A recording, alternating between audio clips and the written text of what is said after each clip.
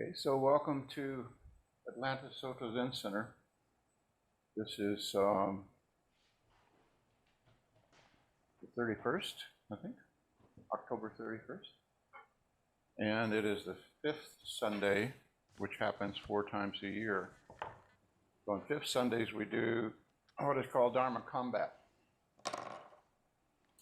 Dharma Combat is simply an exchange between teachers and students, sometimes between students and students. The hierarchy doesn't really matter much. But it's an attempt to sort of get at this great matter of Zen, what Buddhism is pointing at. And so it's a little bit like a Dokusan, only public, where everybody observes. And it has a tendency, if we're not careful, to fall into sort of clever mind games. So we want to try to keep it real and keep it, down to earth. And it doesn't hurt to use references to teachers, Dogen, the others, quotes, and things of that nature, if they're part of the question. So it's a little bit of exercise in problem solving, you might say, as we talked about last week, but with words, and understanding and accepting the limitation of words. Sometimes the exchanges involve gestures, grunts, and maybe parables or analogies, etc., that are not directly answering or responding in normal language. And we're familiar with many of these exchanges from the past. Joshu's Mu, does dog have Buddha nature? They later became codified and transcribed, written down, published as koans, public case. Koan means public case, along with its other meaning. So these were public cases of exchanges between teachers, students, and students and students, and so forth, down through the history. And they often got abbreviated into just a couple of phrases. Does dog have Buddha nature? Mu. Mu means something like emptiness. It's not exactly no. It has the connotation of saying no, the dog does not have Buddha nature. But at another point in the same day, Joshu is said to have answered the same question that another monk raised by saying yes, but dog has Buddha nature. So Joshu is not saying dog does not have Buddha nature. Joshu is saying something else. And that something else is what the Zen is pointing at, sometimes referred to as Inmo in Japanese. Inmo, as a chapter of classical Dogen's, is called Inmo, means thus, or that, or it, pointing at the ineffable, and so on. So with that in mind, the way this proceeds is an individual comes up. Online you won't be able to come up, but those here in the Zendo can come up and they'll just stand in front of the camera for a minute, make a bow and kneel, and then they will pose their question. So you should be able to see over their head and see the rest of us. And once, if and when they are satisfied with the response, they say, may you be well, or they say, thank you for your teaching, and I say, may you be well. That's the formal way of ending that dialogue, and that person stands and returns their seat. Somebody else comes forward. Those online, you can simply raise your hand as usual, and we will ask you to take your mute off and your mic off mute, and turn your camera on if you're coming forward with a question. And similarly, you make a bow first, and then you pose your comment or question.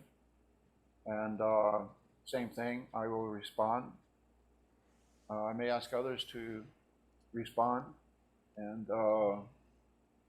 When you're satisfied with the response, you say, thank you for your teaching, and we say, may you be well. So with that in mind, let's begin.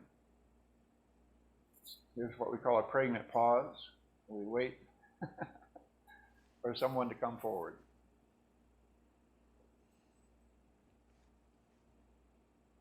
Here comes one.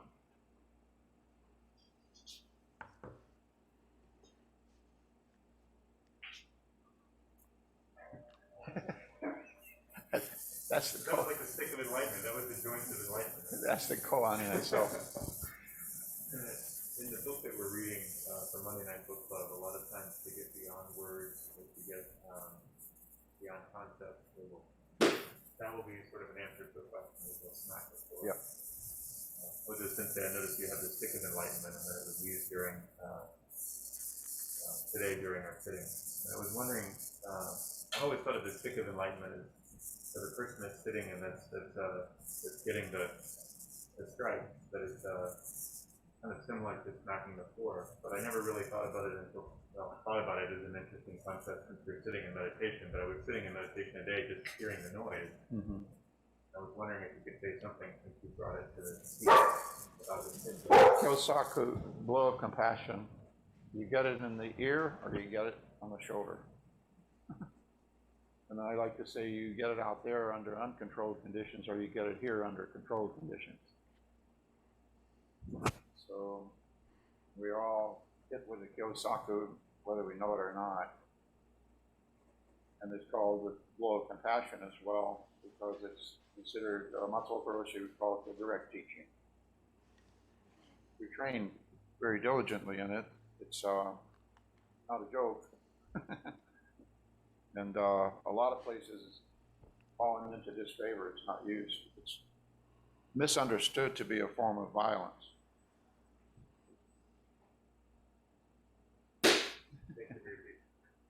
May you be well. Anyone else on the Kyosaku? Welcome, Shikak. The Kyosaku can also be used to demonstrate. Some old monk, famous koan, would hold up his staff and say, I call this a staff. What do you call it? If you call it a staff, you make an assertion. You deny that it's a staff, you deny the reality. Now tell me quickly what it is.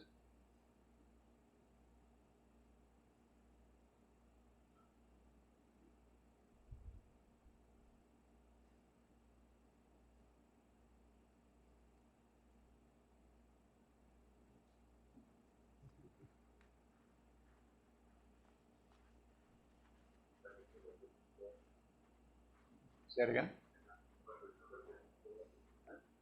Well, striking the mat, striking the tan, and striking the floor, throwing down a staff, throwing down a whisk, these are all gestures that are meant to convey the truth.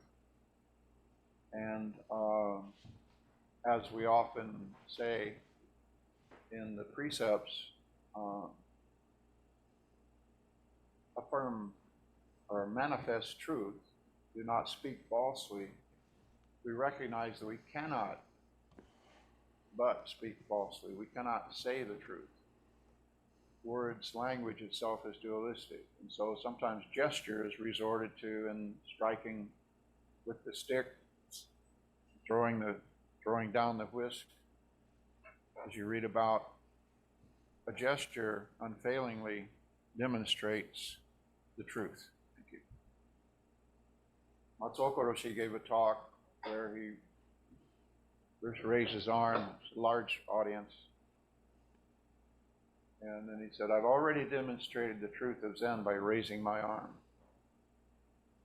But of course that doesn't mean that anybody in the audience got it. So we resort to words really, but Gute raising his finger, demonstrating the truth. We all know what happened there.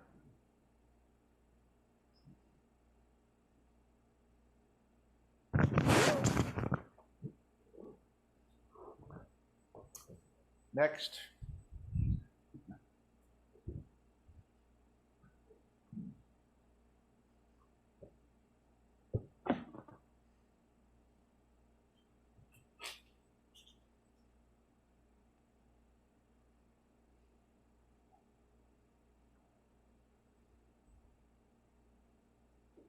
On the subject of use of words, we know that dukkha doesn't really mean suffering. It's supposed to be out of balance, and we know in each of the Eightfold Path, because of the word right, not meaning right or wrong, but meaning imbalance. So, is it possible to look at the first noble truth and the fourth noble truth as diametrically opposed forces? Well, the fourth is the path, Yeah. every eight path. The first is the existence of dukkha. So I can tell me more about diametrically opposed. Well, one is causing disorder and out of balance. One is pushing in the opposite direction within degree of balance. So the existence of change is not creating disorder or imbalance. The existence of change, dukkha, is the dynamic function of the universe. So it is creating order out of chaos. We call it chaos because it's too complex for us to see the pattern.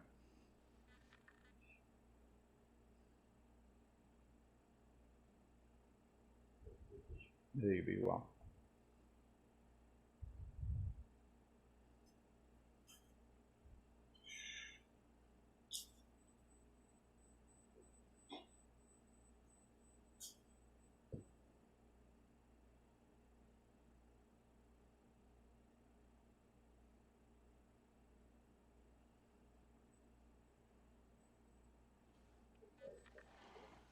Please.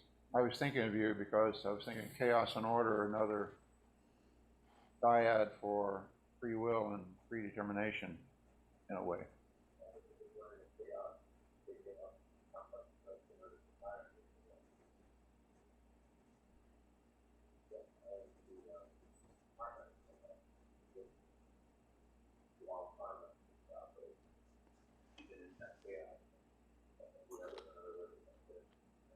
If we, good people, bad things happen to good people, and vice versa.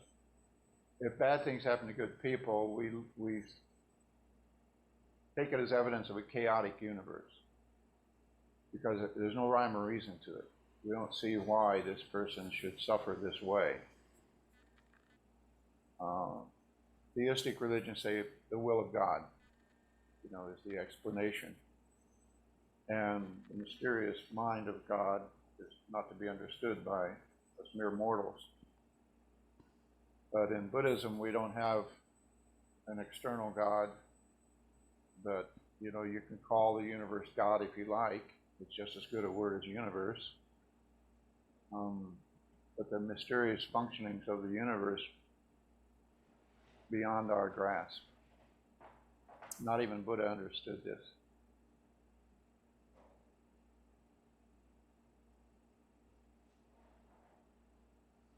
We have an online.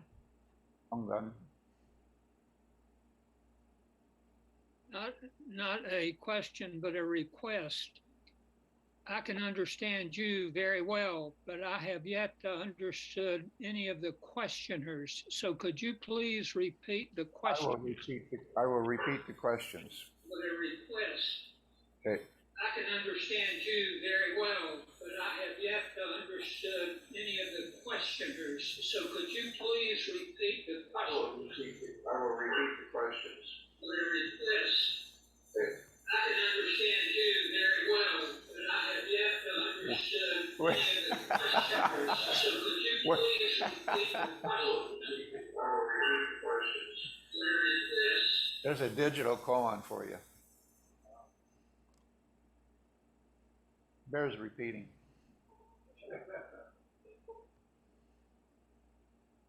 Chi, what was your question again? It was, how does it relate to karma?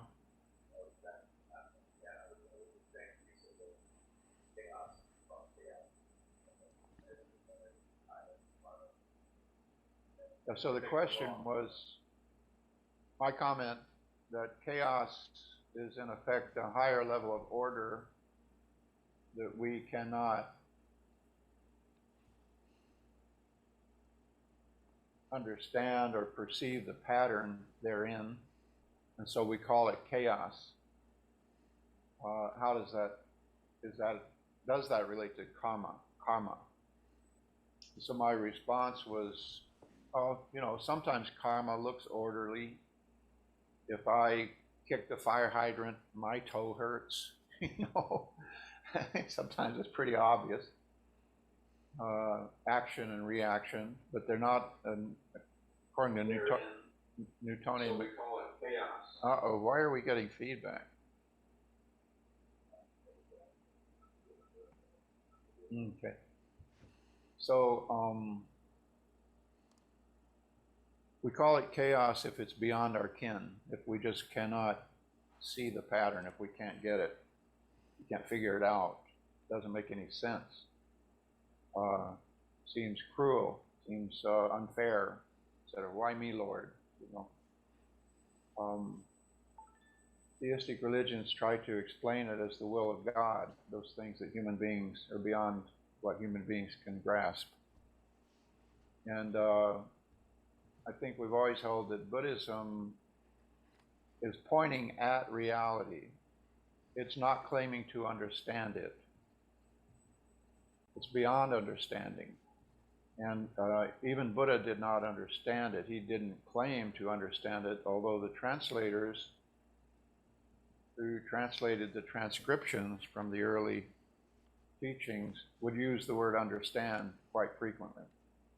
But I think it was a generic use of the word understand and doesn't imply that Buddha truly understood everything that he was relating. He was describing reality by saying, there is no such existence without change, and that is dukkha. And so if you imagine or yearn for a better world in which there is no aging, no sickness, no death, it's a fantasy. And he was urging all to give up that fantasy. And in his time, it's hard to imagine what harm it did to believe in a soul, an eternal afterlife. But I think in our times, we can see the kind of harm that that belief system has wrought.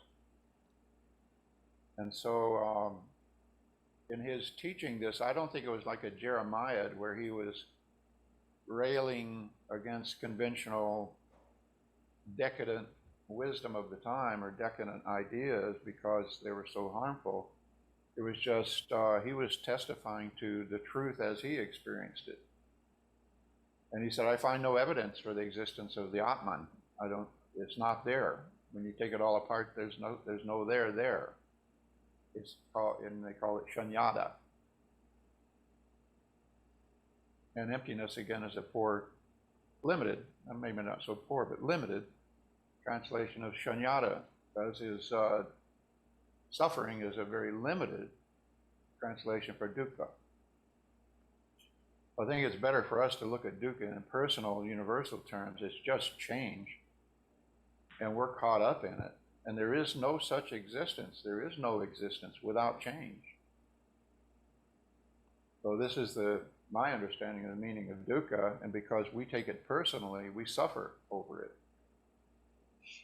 But that's a personal choice. It doesn't feel like a choice when you're grieving over the death of somebody or even a pet, It doesn't feel like you're choosing that. But it's one way of interpreting reality and, expressing your feelings about it through the feelings of grief and fear and other anger, etc. So when we confront it directly, it looks chaotic because it's beyond human understanding.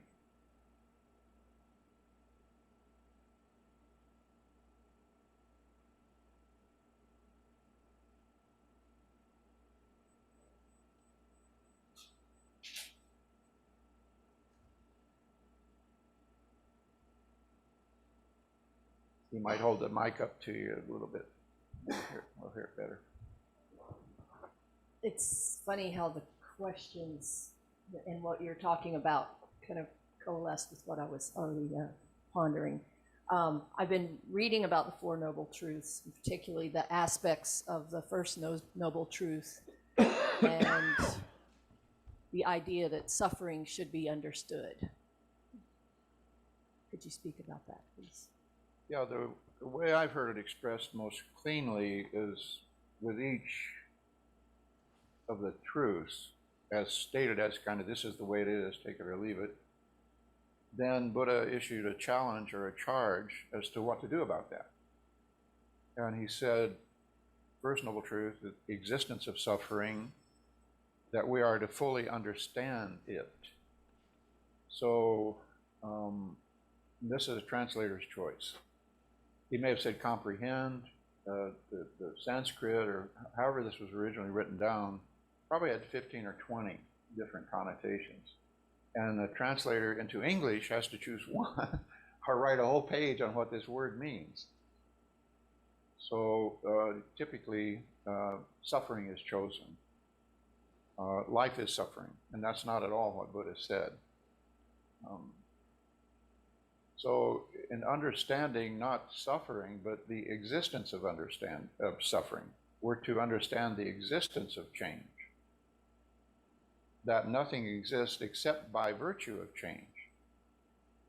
So anything that is becoming not what it is. Everything is changing. Everything that is did not used to be what it is. Something changed to bring it into place, such as all the wood in the framing in this zendo used to be trees in a forest, and so forth. So everything is like that. So it's not suffering that we are to understand. Again, it's incomprehensible, not understandable.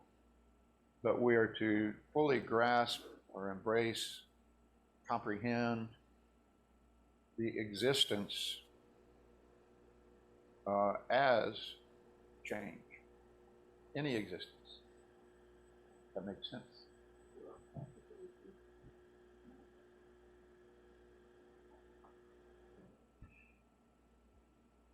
Now, I'm on interfaith panels where we have Islam, representatives of Islam, Christianity, and so forth as the other panelists.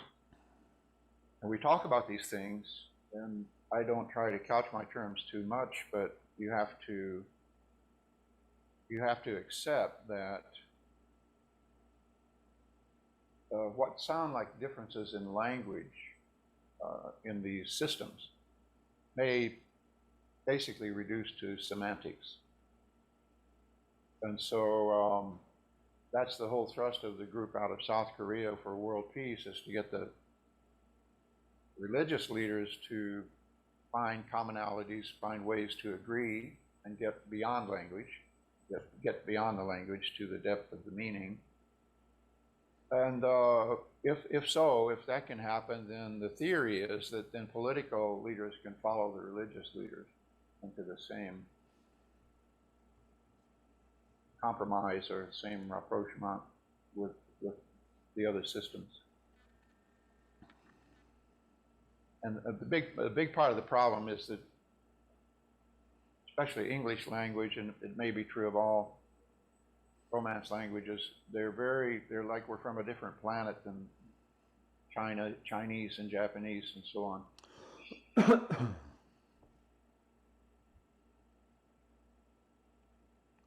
Do we have somebody raising a hand? Just come forward if you want to come. Don't be shy.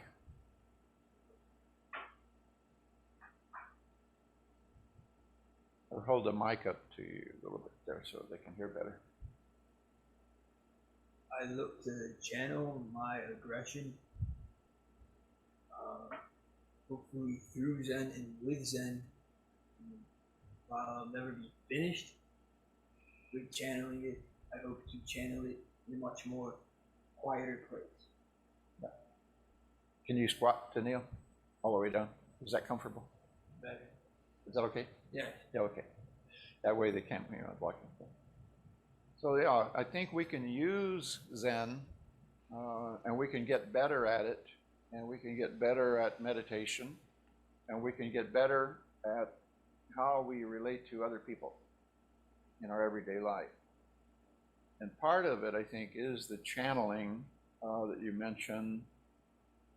All of Buddha's teachings are meant not to be held up as a mirror to others, to criticize others, but as a mirror to yourself, to myself, to criticize myself.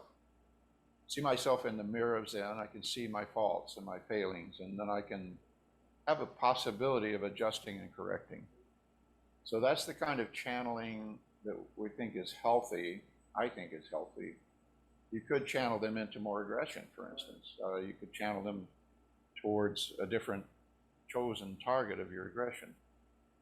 If you think about it, you were angry when you were 5 years old about certain things. As a teenager, we're angry about different things. As adolescents, and then as we grow and get married, and then we're angry with each other in our marriages, and then we're angry with our own children. And so all through life, you have this kind of aggressive, defensive anger. It's not always ego, it's often altruistic. You're trying to protect your family or trying to protect something. But it shifts targets, and it's not the same target, but it's the same anger. And so that's kind of a proof that the anger is coming from someplace real, but it's not coming from the identified target. You made me mad, you know, you pushing my buttons. So channeling it in that way, I think if we find the true source of the anger, then could it just be what people call entrepreneurship? Could it just be competitiveness? People are born like that. of course, we're trained to do that, we're conditioned to do that. And so it has to be a win-lose, it can't be a win-win, right? We think for us to win, they have to lose. Maybe I don't think I ever thought that, but I think Yep. I don't think there's anything wrong with competition, competitive urge.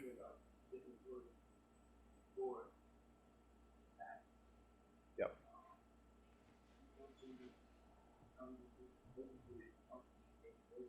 It's really the place where everything is from.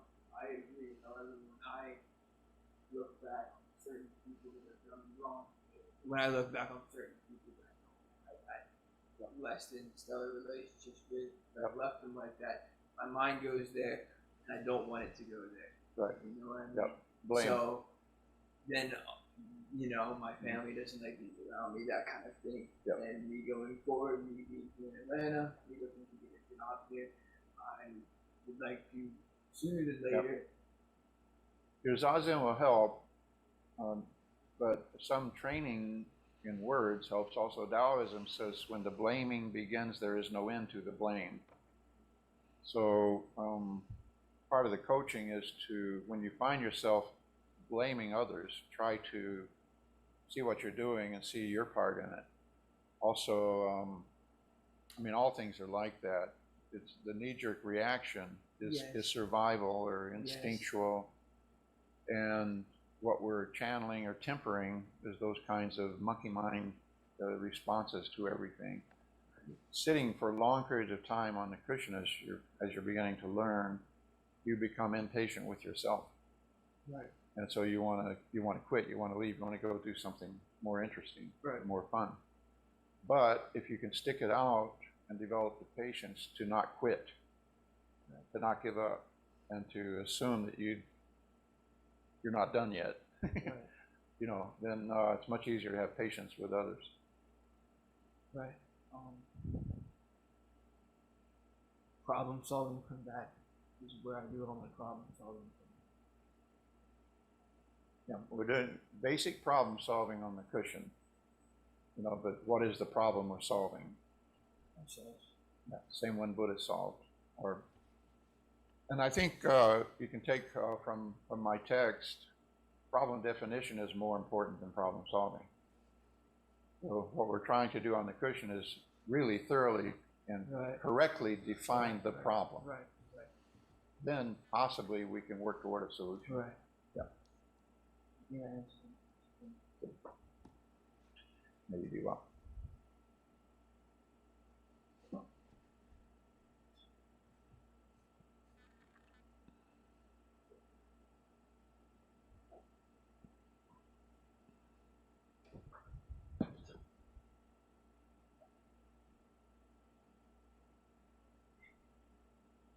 Does a Buddha have dog nature?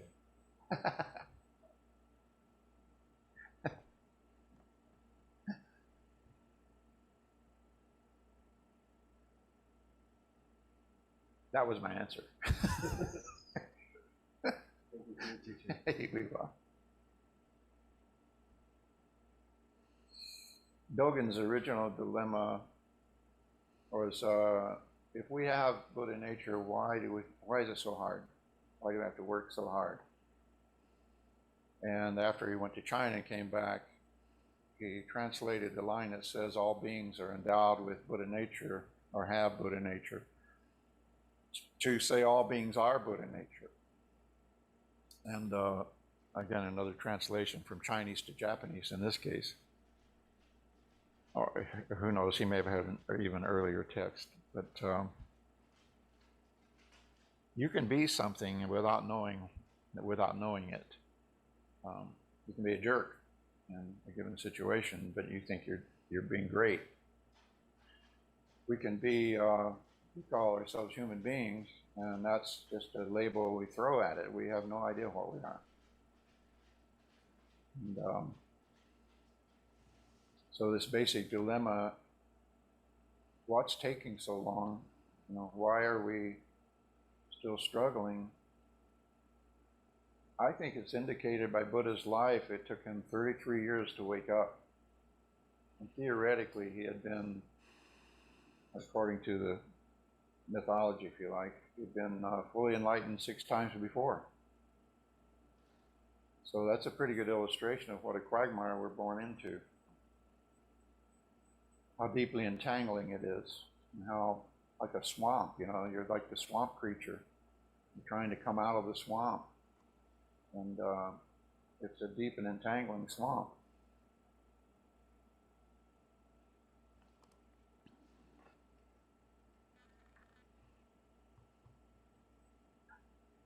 That's when you think you've got it drained. If you're along, stretch the metaphor here, along comes another tsunami. You're back in the soup.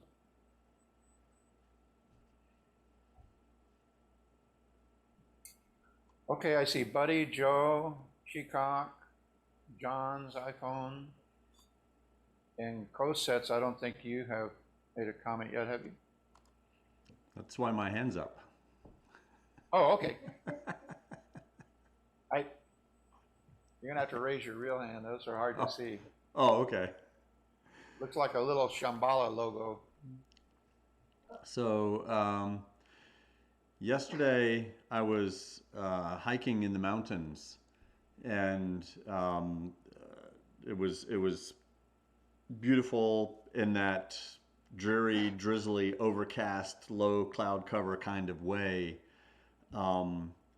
and came to the rise of a knoll, and could find a break in the trees, see the clouds scudding, feel the breeze blowing,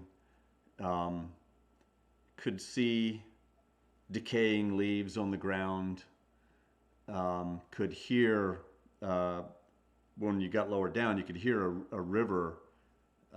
It sounded like it was actively just digging away at the soil and the rocks. At the base of the trail, there was a lovely little family cemetery with 200 years worth of graves. Not my family, somebody else's. Lots of indications of change and the passage of time and continual activity, with the mountain seeming to be the very stable base around which all that was occurring, kind of seeming to be the stability as the background for the change. With that in mind, I was thinking of you know, in the sutras we see that the mountains are walking. So can you talk a little bit about what that means to say that the mountains are walking? Yeah, again, Dogen probably had no awareness of plate tectonics or anything like that, so clever explanations of what he meant based on current scientific knowledge are kind of beside the point. But I think he had a deep intuition that your perception, your accurate perception, that you have this polyphony of polyrhythm, if you will, of change going on all these different levels that you can perceive. Some of it you can perceive. It's like the tip of the iceberg. Underneath that is this radical degree of change that is not subject to perception. The harmony of sameness and difference, I think, is a little like John Cage saying, the music is in the spaces between the notes. You can't have sameness without difference, and vice versa. And so our immediate perception, living as we do on the so-called classical scale of physics, is that the mountains are relatively permanent. But then we see the surface of them. It's kind of like the hair on an animal or something like that. When you go up in an airplane, you look at the earth, the forest looks like it's fur, you know, or it's covering and so forth. That's changing more rapidly. And now, this time of year, fall, most people's favorite time of year, you see this beautiful change in color. Typically on a drizzly day, maybe not so much, but bright colors start coming out, the autumn colors. And poetically in Zen, that's said to be the return of Bodhidharma, the Bodhidharma returning. So the change includes us. Bodhidharma died, you know, centuries ago, but he returns every autumn as a poetic idea, as a reminder to us. So the sameness and the difference are mutually defining. That's what I think Sekido Kisen meant by the harmony of them. They're harmonizing each other, balancing each other. And even when it comes to our perception, your perception of this relative stability of the mountain and the relative degree of change against it, you don't have one of those without the other. And yet from another perspective, and Dogen goes into this in great detail as he does everything, from another perspective, the mountains can be seen to be changing very rapidly compared to something else. So, you know, a matter of scale and perspective. If you back off to, as we say, 30,000 feet, but if you zoom out to where you're looking at the whole solar system, then you would see the frequency of the mountains changing would be a very different frequency, relatively speaking. Thank you for your teaching. May you be well.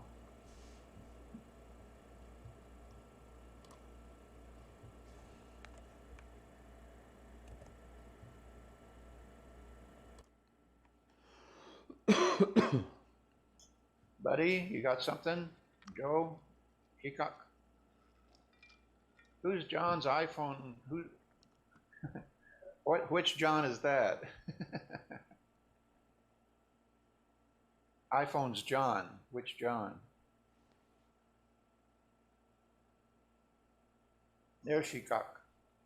I am transcribing, since we've been talking about that today. Joe Mendez had a question. He said that he has connection problems, so let me voice his question. Okay. Thank you. He asks, is karma simply a matter of cause and effect, or is there more? The American sort of version of it is what goes around comes around kind of thing, very simple. And I think there's a kernel of truth. You have Newtonian mechanics, every action is equal opposite reaction. I think you could kind of start there and say in karmic consequences, the reaction is not equal, nor is it opposite.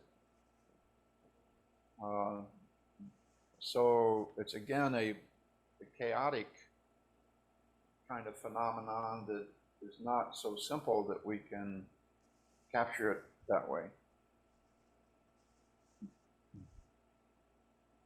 Yes, we have a comment.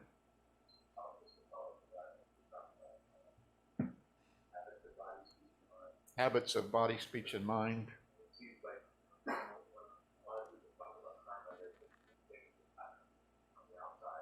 Yeah, things, when people think of karma, he's saying they think of things that happen on the outside.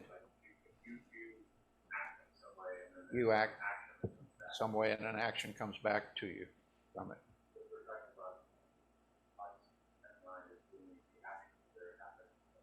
Right. Right. Body, speech, and mind. The action is a mental action. It creates an imprint. That's just as well. Right? Karma can be inside. Yeah. And even if you think of the biology, and if you have a certain diet, or if you're an alcoholic, or if you take drugs, or if you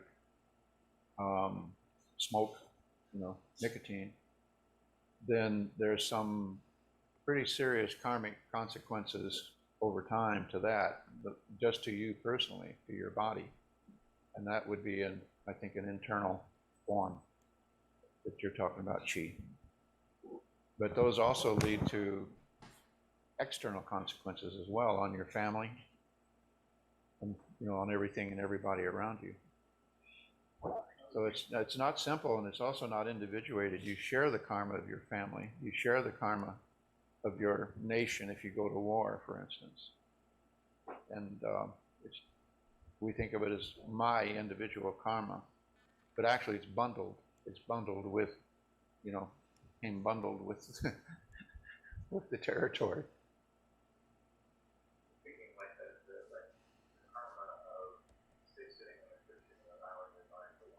Karma of sitting on the cushion and allowing your mind to wander would be that it's a lot easier for your mind to wander when you sit on the cushion. You develop a habit pattern. Would you consider that to be karma? Okay, you can't hear him, but I'm repeating everything he's saying. Shikak. So Joe's question originally was, say it again, Shikak. Yep. Is karma simply a matter of cause and effect, or is there more? Yeah, in the simple interpretation of cause and effect, I don't think so. Because you see good things happen to bad people, bad things happen to good people, and so forth. So they are said to occur over time. We do not ignore the three times, past, future, and present. And the only time we can take action is in the present. So the only time we can theoretically affect our own karma is in the present by the action we take. But that doesn't mean we will see the manifestation of it in the present lifetime. We will see it in the present, but it may be in a future lifetime that we come to terms with our karma. And I think this was taken more seriously in earlier generations. You hear stories about monks intentionally turning themselves in to be executed and things like that, because they take that as that's their karma, and there's no point in avoiding it. So one of the tenets of our practice is the embrace of karma. It doesn't mean it's a belief system. that you replace another belief system with. It means, you know, I think all of the teachings of Buddha are like this. They're like a hypothesis, or they're like a theory. And like any hypothesis or theory, they're subject to being proven or disproven. But they're not proven or disproven in the social sphere. They're disproven or proven in the personal sphere through your own first-person evidence and testimony. So the degree to which you embrace an idea like karmic consequence over the 3 times, meaning to go through the whole 12-fold chain, for instance, it takes 3 lifetimes. So the Buddhist view, I think, is kind of a big picture, and the degree to which you embrace it as a hypothesis.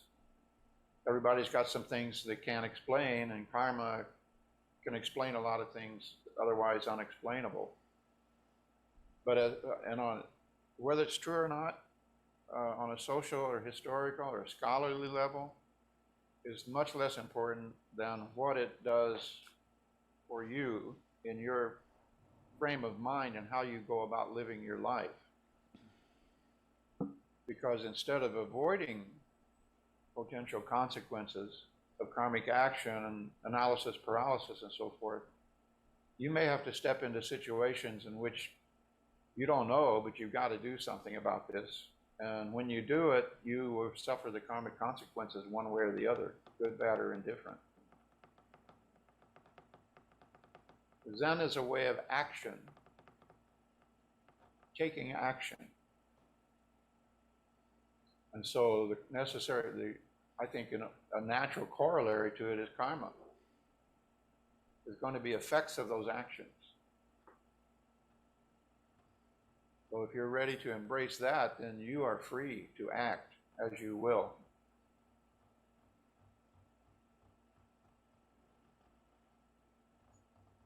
What other kind of liberation would you want?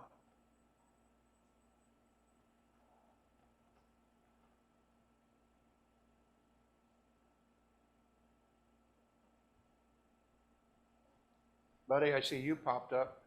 Anything back on that, Joe or Shikak, before we move on? Okay. Nothing for me today, Sensei. Thank you. Okay. I got plenty of nothing.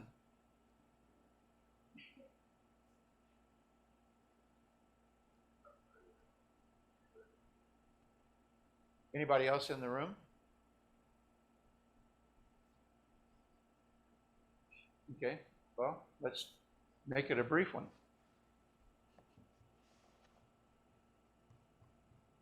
Close with the Dharma closing verse. Anybody wants to follow up, you know where I live.